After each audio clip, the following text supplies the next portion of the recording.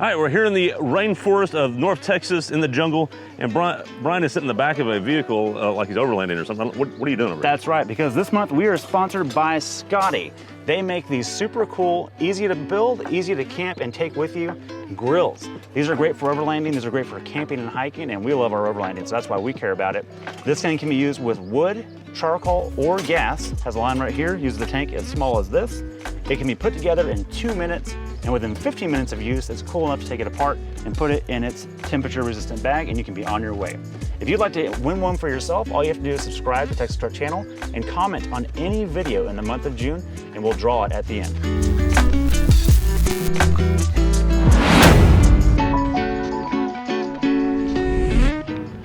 Alrighty, we're at the hill again. It is time for the tests. Can we do the main line?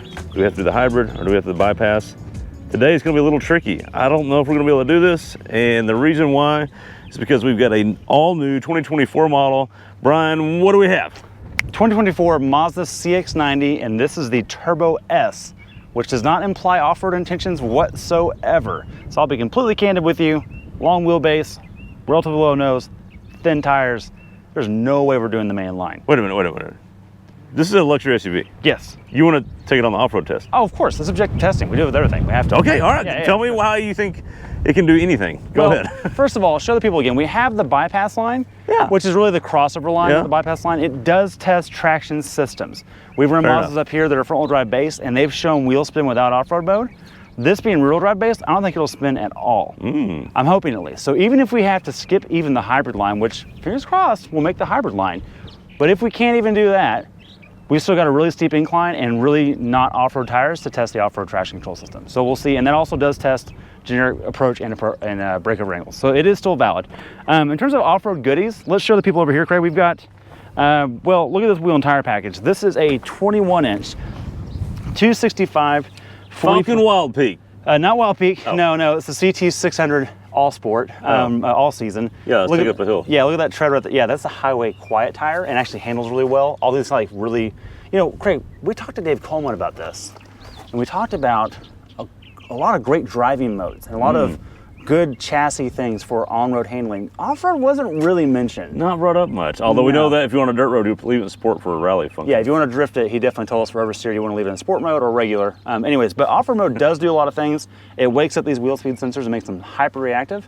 It also makes it more inclined to depart from its its 90-10 rear bias split. Makes it much closer to 50-50 as needed. So full lock is 50-50 on the center diff with this. There are no lockers left and right at all.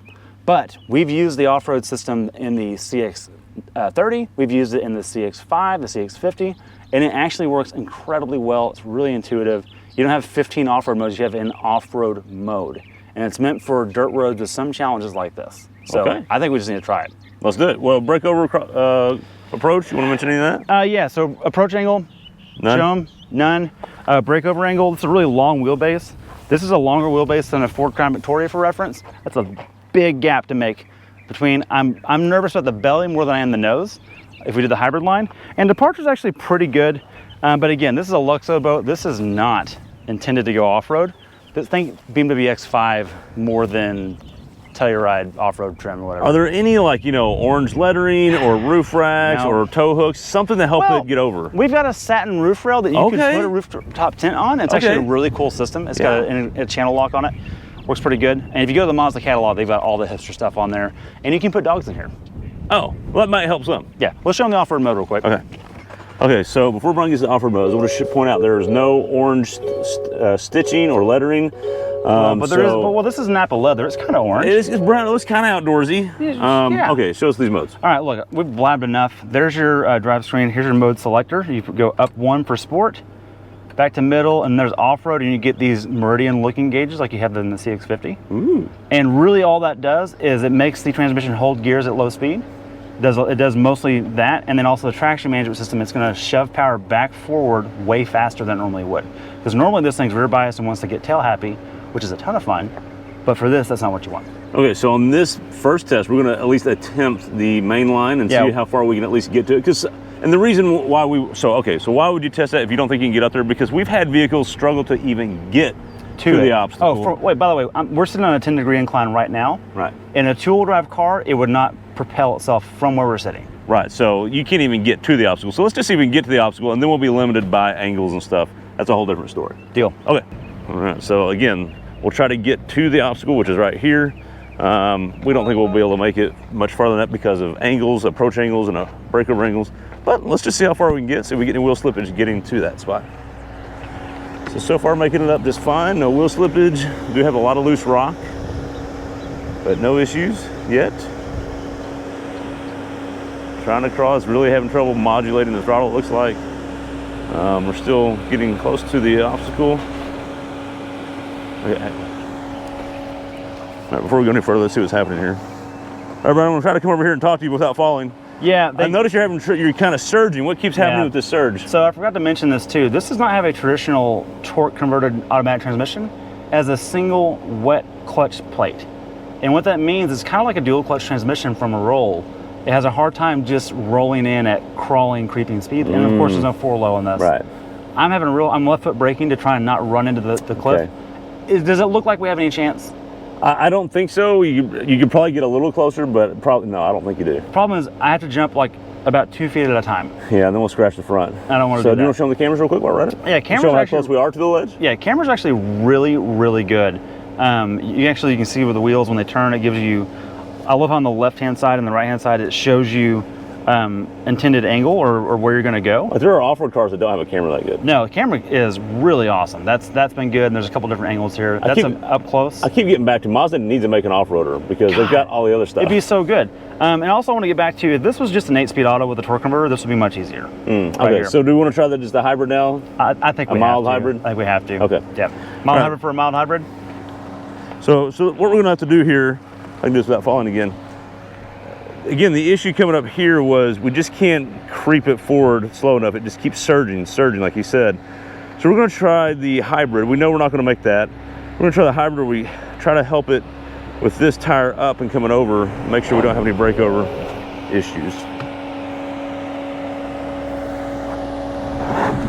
And so we're slipping already, losing traction. System's struggling. I can hear it surging, and it's just smoking the outside tires.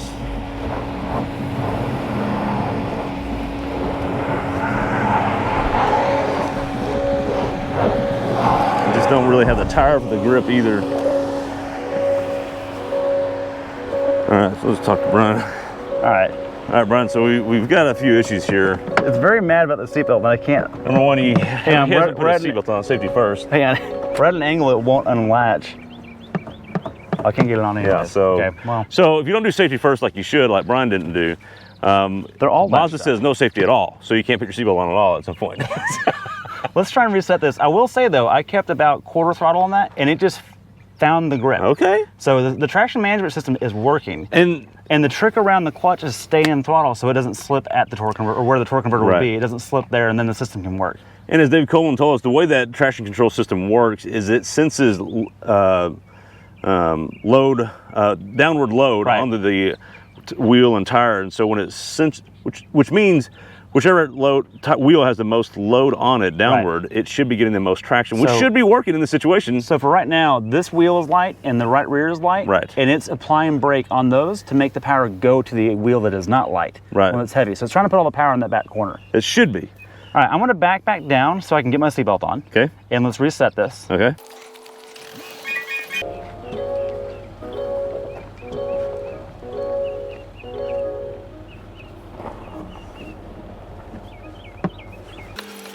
All right.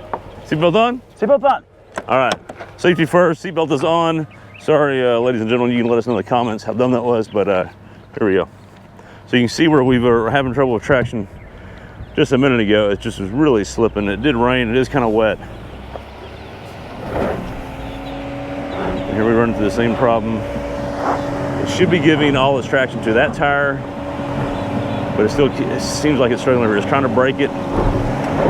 It should be giving traction to the rear, but now it's just spinning the back. All right, we got a warning here. It says excessive all-drive system load.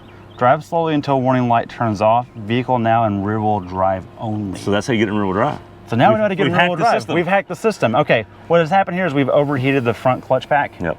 And it goes to show it's not really meant for this. So we're gonna let it cool off, and then we're gonna do the normal line and see what it does there. Okay, very good. Now we know though, it's really not designed for that. It's just not. No, not wheel off the ground. That's a really hard challenge. It goes to show that. It is. So yeah. Let's give it a shot on the bypass line. Okay.